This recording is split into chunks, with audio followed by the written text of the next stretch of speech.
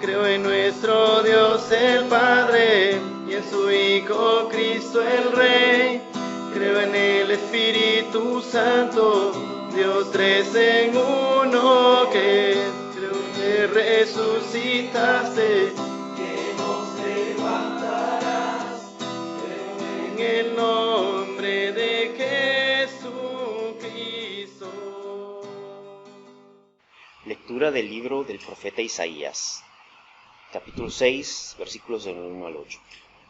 El año en que murió el rey Osías, vi al Señor sentado en un trono muy alto. El borde de su manto llenaba el templo. Unos seres como de fuego estaban por encima de él.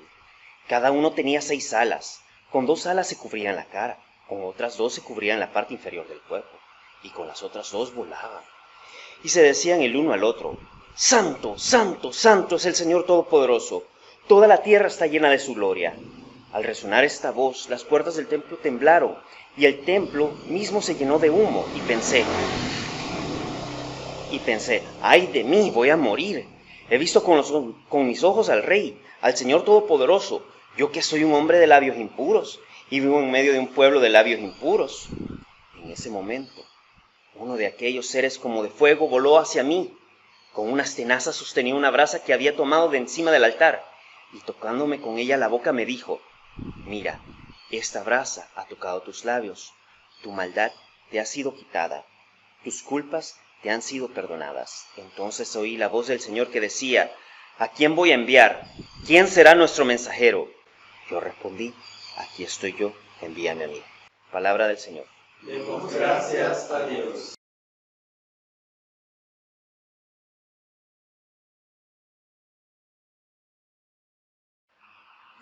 Lectura del libro de los Salmos. Ustedes que en el cielo están al servicio de la divinidad, denle la honra que merece reconozcan su poder. y adórenlo en su hermoso templo. La voz de nuestra divinidad, divinidad de la gloria. Retumba como el trueno sobre los grandes océanos. La voz de nuestra divinidad retumba con fuerza. La voz de nuestra divinidad retumba como trueno. La voz de nuestra divinidad derriba los cedros. Nuestra divinidad derriba los cedros. A los montes, Líbano y Hermón los hace saltar como terneros. Como si fueran toros salvajes. La voz de nuestra divinidad, Lanza llamas de fuego.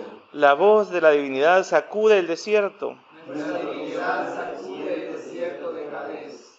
La voz de la divinidad retuerce los robles y deja sin árboles los bosques. Nuestra divinidad es la reina de las lluvias.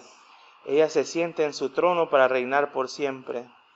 En su templo todos le alaban. Y desde ahí pedimos que nos llene de fuerzas. Y nos bendiga con su paz. Gloria a la divinidad creadora, redentora y consoladora. Como era en el principio, ahora y siempre, por los siglos de los siglos. Amén.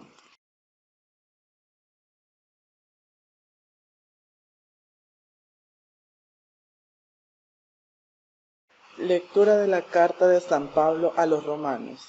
Así pues, hermanos, tenemos una obligación, pero no es la de vivir según las inclinaciones de la naturaleza débil, porque si viven ustedes conforme a tales inclinaciones, morirán. Pero si por medio del Espíritu hacen ustedes morir esas inclinaciones, vivirán.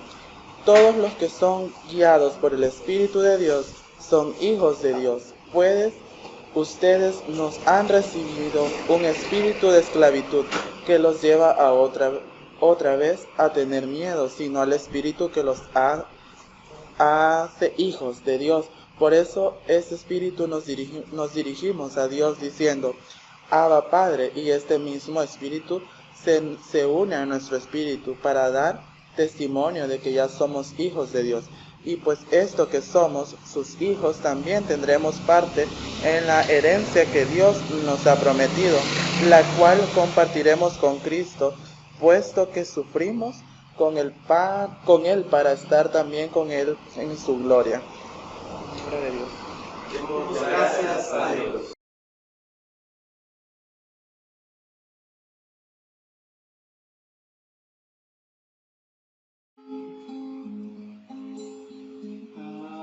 Aleluya.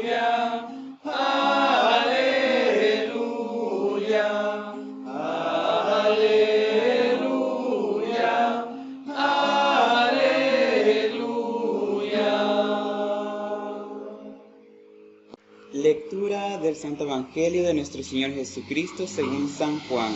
Gloria a ti, Cristo Señor.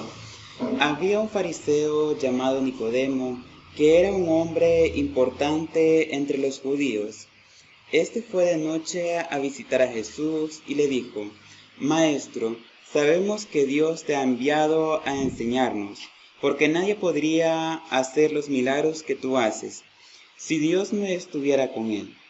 Jesús le dijo: Te aseguro que el que no nace de nuevo no puede ver el reino de Dios. Nicodemo le preguntó: ¿Y cómo puede uno nacer cuando ya está viejo? ¿Acaso podrá entrar otra vez dentro de su madre para volver a nacer? Jesús le contestó: Te aseguro que el que no nace del agua y del Espíritu no podrá entrar en el reino de Dios. Lo que nace de padres humanos es humano, lo que nace del Espíritu es espíritu. No te extrañes que te diga: todos tienen que nacer de nuevo. El viento sopla por donde quiere, y aunque oyes su ruido, no sabes de dónde viene ni a dónde va. Así son también todos los que nacen del Espíritu. Nicodemo volvió a preguntarle: ¿Cómo puede ser esto? Jesús le contestó: ¿Tú que eres el maestro de Israel no sabes estas cosas? Te aseguro que nosotros hablamos de lo que sabemos y somos testigos de lo que hemos visto, pero ustedes no creen lo que le decimos. Si no me creen cuando les hablo de las cosas de este mundo, ¿cómo me van a creer si les hablo de las cosas del cielo? Nadie ha subido al cielo sino el que bajó del cielo, es decir, el Hijo del Hombre. Y así como Moisés levantó la serpiente en el desierto, así también el Hijo del Hombre tiene que ser levantado, para que todo el que crea en él tenga vida eterna. Pues Dios amó tanto al mundo que dio a su Hijo único para que todo aquel que cree en él no muera, sino que tenga vida eterna, porque Dios no envió a su Hijo al mundo para condenar al mundo, sino para salvarlo por medio de él. El Evangelio del Señor. Te alabamos, Cristo Señor.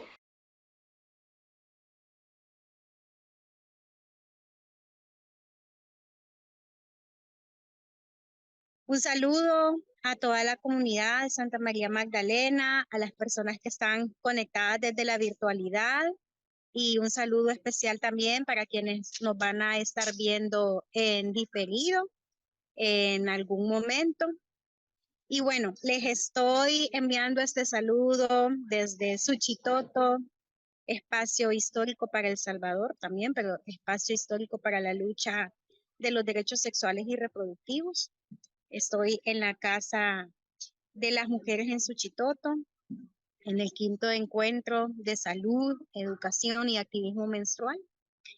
Y como ya previamente en mis redes sociales personales había preanunciado, pues este es un momento para mí donde voy a cerrar un ciclo de una serie de reflexiones que surgieron hace 3 años en un cuestionamiento bastante fuerte y también en un momento en el que yo estaba recién llegando a la comunidad y que mucho de las lecturas que han habido ahora en el Evangelio, en los otros textos que se han leído para esta sesión, este encuentro con el mensaje de Jesús, con el mensaje de lo divino, pues como muchas de esas lecturas me siguen provocando y me siguen generando revolturas en mi útera y en mi clítoris palpitante,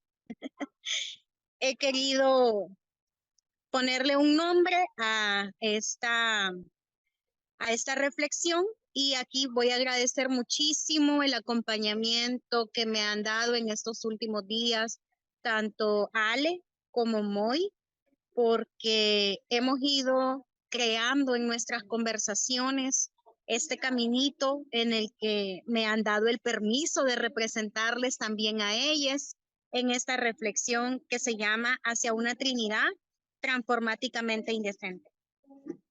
Como les dije, para mí esa reflexión surgió hace 3 años, primero con un choque, con un rompimiento bastante fuerte que tuvo consecuencias. Todavía no puedo decir si para bien o para mal dentro de la comunidad Santa María Magdalena, pero producto de ese choque que hubo en esa primera reflexión es que estemos quienes estamos y sigamos quienes seguimos, y bienvenidos a las personas que hoy llegaron al servicio religioso por primera vez.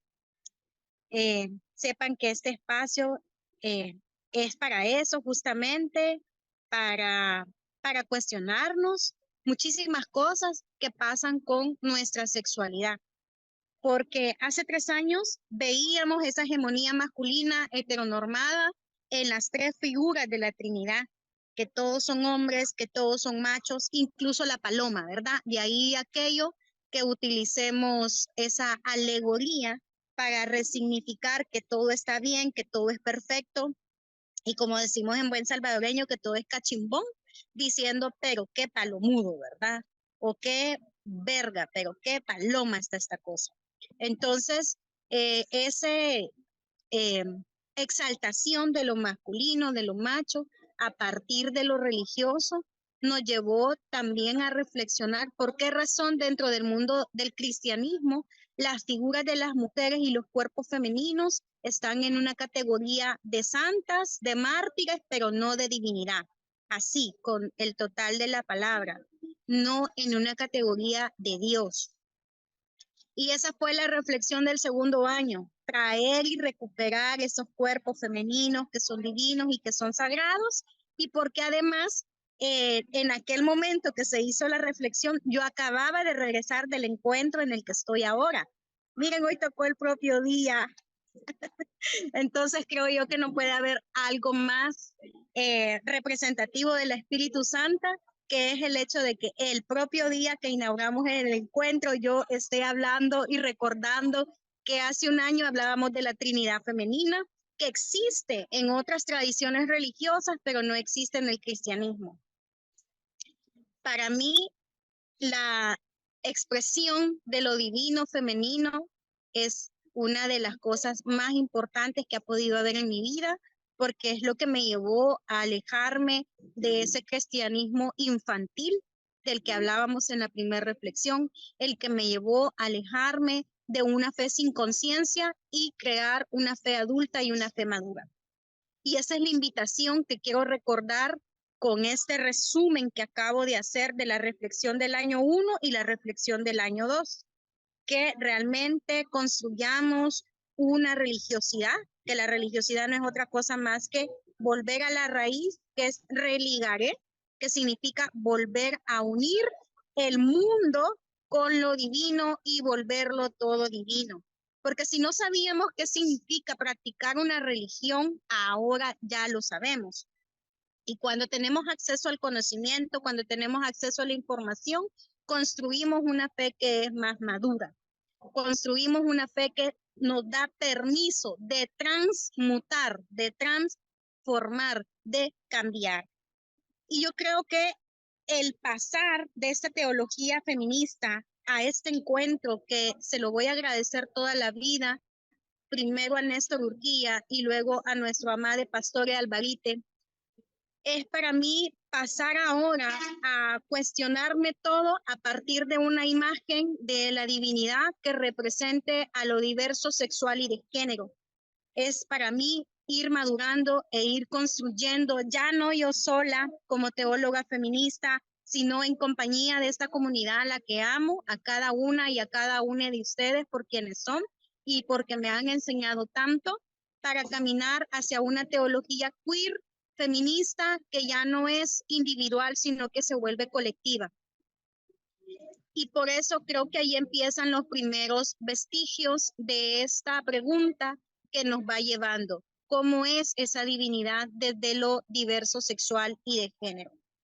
Así es que, queriendo responder a esta pregunta, me hice muy atinado el regresar hacia ese lugar de donde yo salí para construir mi teología feminista hace muchos años atrás, donde tuve la oportunidad de conocer más a profundidad a la divinidad como algo transformático, porque las deidades que se tienen acá en El Salvador de la tradición de donde yo salí son deidades que son masculinas, pero se visten como femeninas. ¿Y qué más trans que eso? Y me encantaba además verles con sus ropajes, con sus maquillajes, con su tilaca y con sus joyas.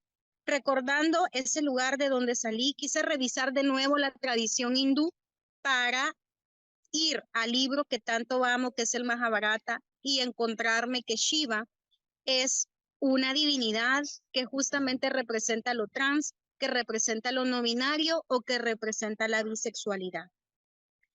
Tres cosas que podemos reflexionar a partir de esta divinidad. Primero, porque además de cohabitar a Shiva, cohabita Parvati, que es su lado femenino. A partir de esta experiencia de la divinidad surgen estos seres que se van a llamar los Kinar, que son quienes salen de este cuerpo diverso y con una doble identidad de Shiva. Los Kinar nos van a recordar que son esas personas que además de que existen, tienen una lucha muy fuerte para la visibilización de las personas trans en India, porque son un reflejo de una cultura que los tenía en un lugar sagrado y con la invasión musulmana y con la invasión inglesa dejaron de tener esa categoría de representación de lo divino para convertirse en lo peor de lo peor dentro de la sociedad. 4.000 años les ha costado a nuestros hermanos y hermanas de subsistencia, donde han tenido que sobrevivir a persecución, a masacre y a los peores trabajos que ustedes se puedan imaginar. En India, los peores trabajos no solamente tienen que ver con el comercio del cuerpo, sino que también tienen que ver con los desechos del cuerpo.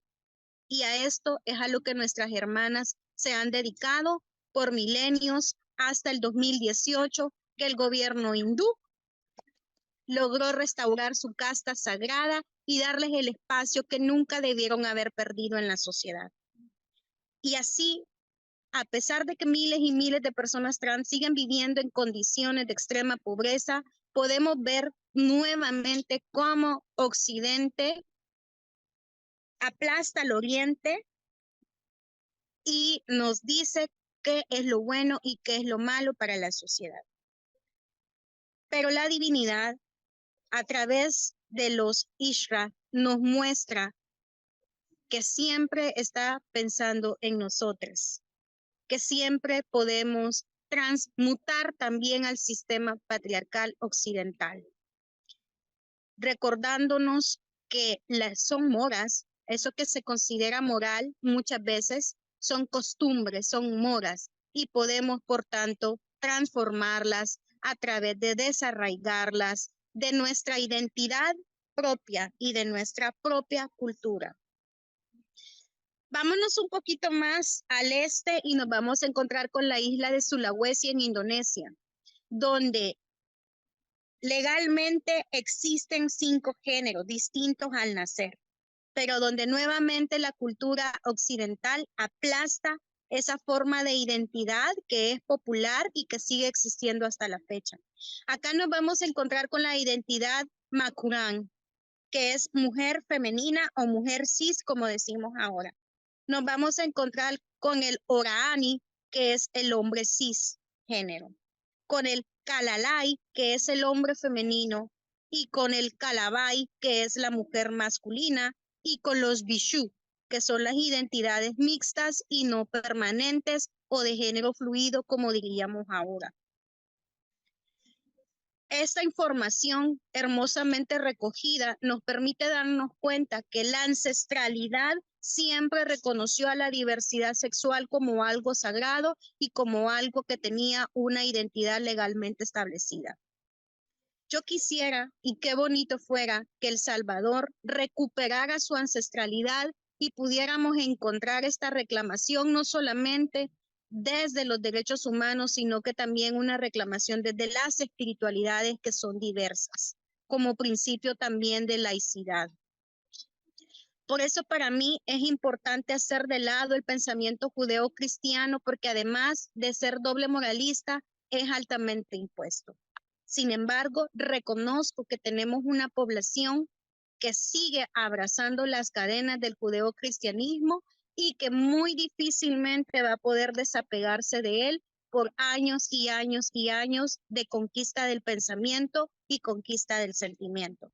Y allí es a donde me quiero dirigir, porque cerca de nosotros tenemos un ejemplo vívido de cómo el pueblo zapoteco en México están liberándose de las normas patriarcales impuestas por el judeocristianismo, para darle el lugar que le corresponde a los mushe, quienes dan grandes aportes no solo culturales, sino espirituales y de sustentabilidad, sobre todo a las personas que requieren cuidados especiales, personas adultas mayores y personas en condición de vulnerabilidad. A mí me llama poderosamente la atención cómo el tema de la espiritualidad y de la sacralidad de estos cuerpos disidentes también toca a las almas disidentes y que es necesario reconocerlas, reconocer que tienen sus propias oraciones, reconocer que tienen sus propios cantos, reconocer que tienen sus propios ritos que enaltecen su condición no binaria y su condición trans.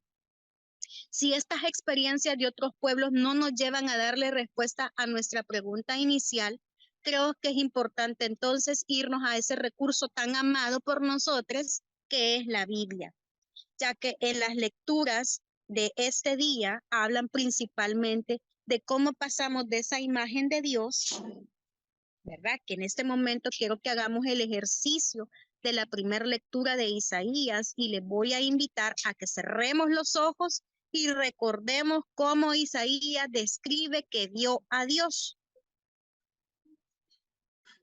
Ahí me levantan una manita si tienen los ojos cerrados. Gracias. Muy bien. Isaías nos dice que Dios está sentado en su trono. Y yo le voy a pedir de favor a Fer o a Biel o a Edgar que me comenten acá qué opiniones hay de parte de ustedes de cómo vieron a ese Dios entronado. Con una me va a bastar.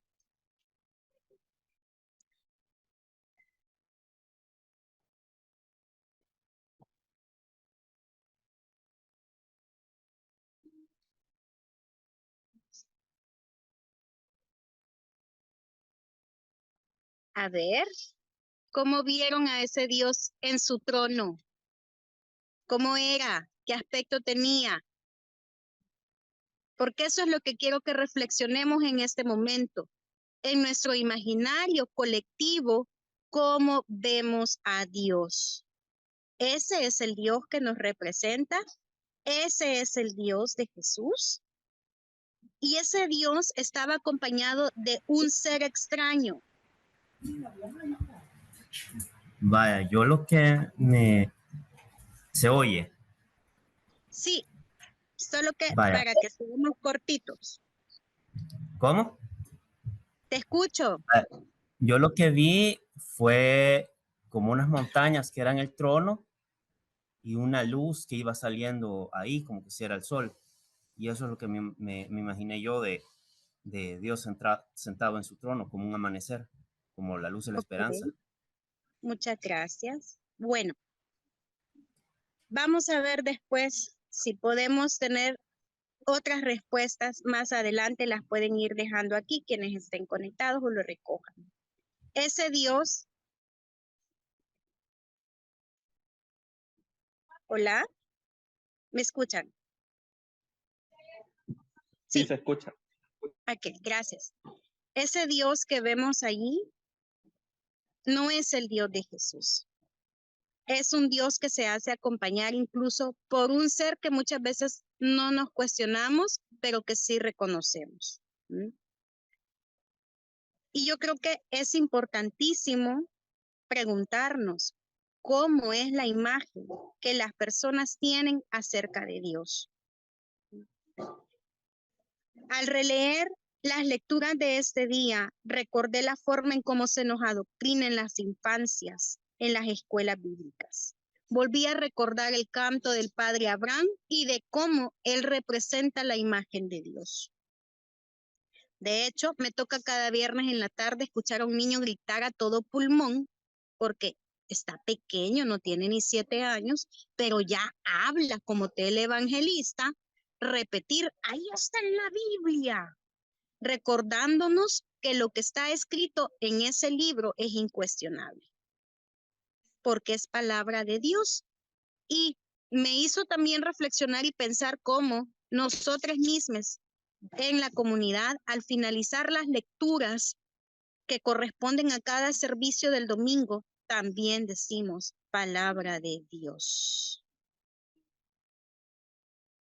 Pero la verdad es que no es palabra de Dios, sino palabra inspirada en ese ser que se nos muestra en la primera lectura desde un imaginario de un rey todopoderoso, ni siquiera desde la figura de un faraón o de un rey mesopotámico, sino la figura de un rey anglosajón.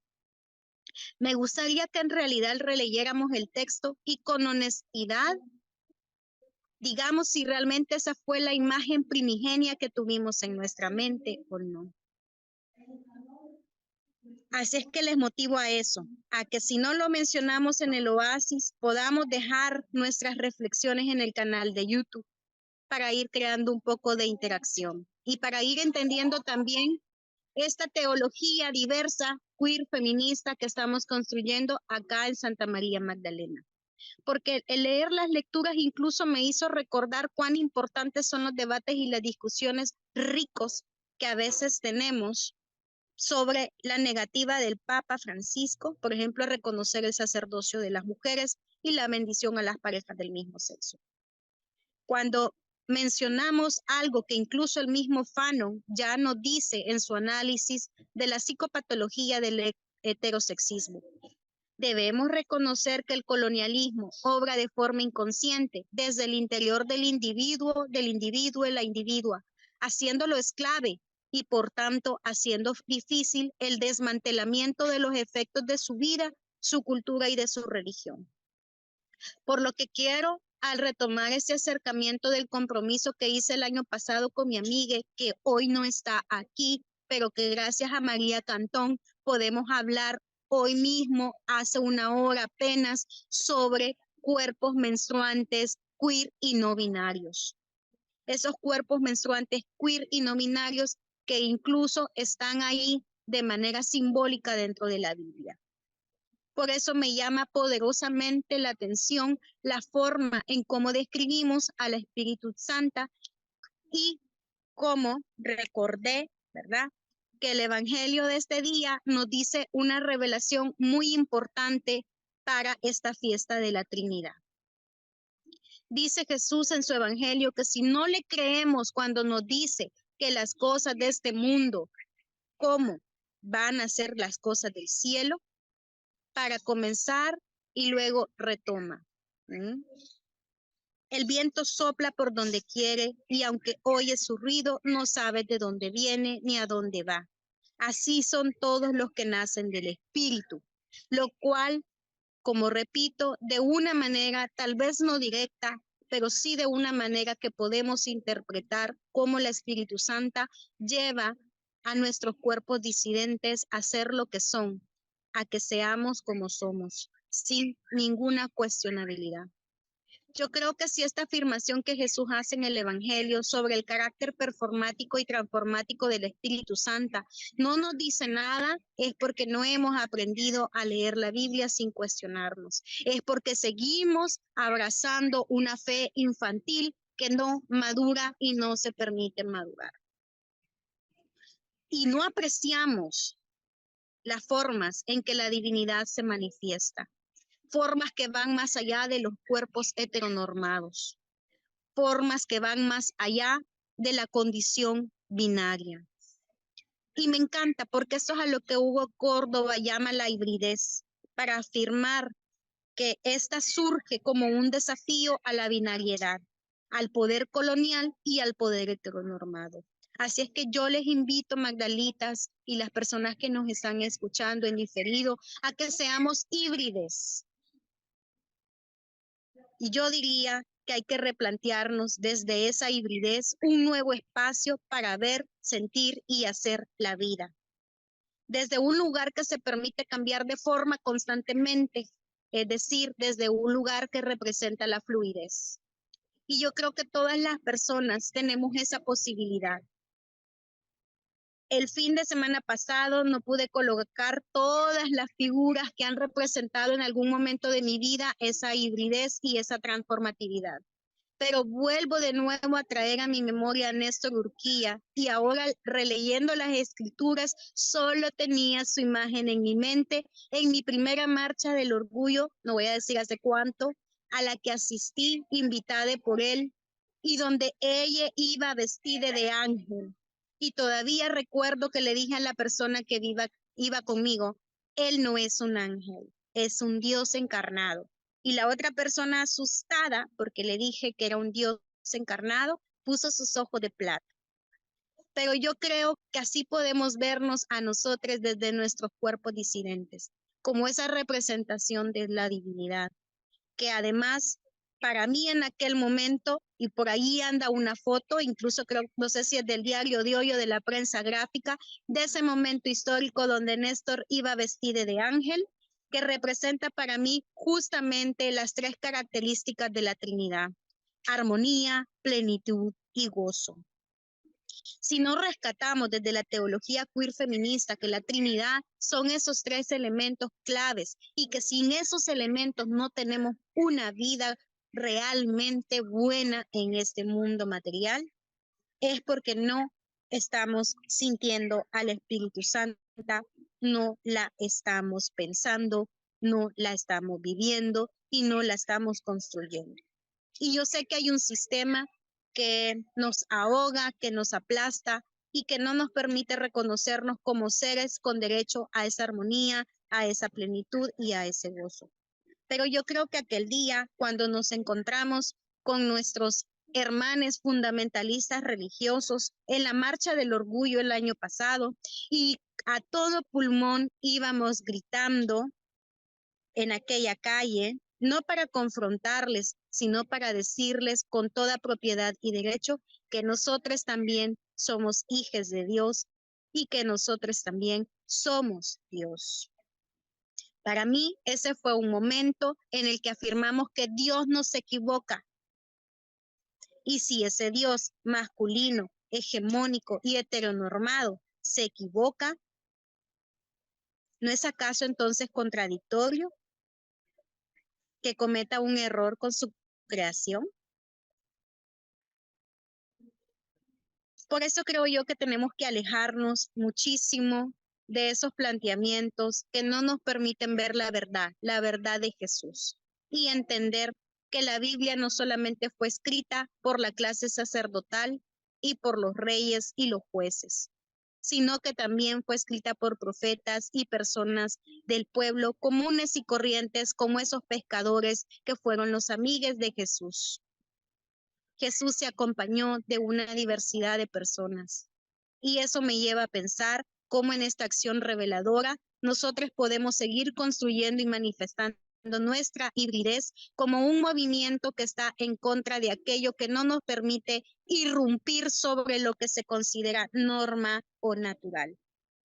Porque hasta la misma naturaleza, cuando damos por sentado que un paisaje es hermoso, la irrumpe con un huracán, con una lluvia como está pasando al sur de Brasil, la irrumpe con una erupción volcánica como acaba de pasar en México y lo cambia todo de golpe.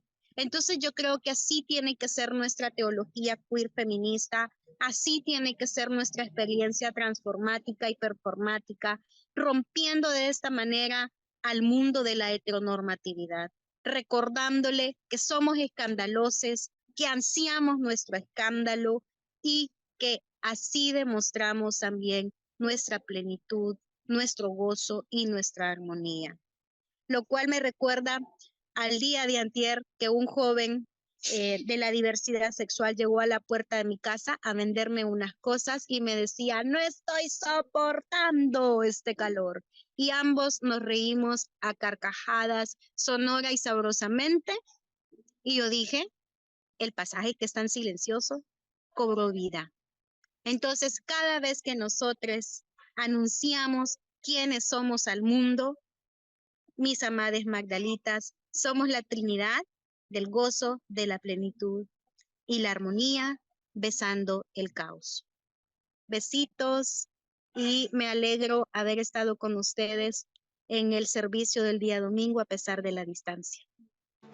Creo en nuestro Dios el Padre y en su Hijo Cristo el Rey. Creo en el Espíritu Santo, Dios tres en uno. Creo que resucitaste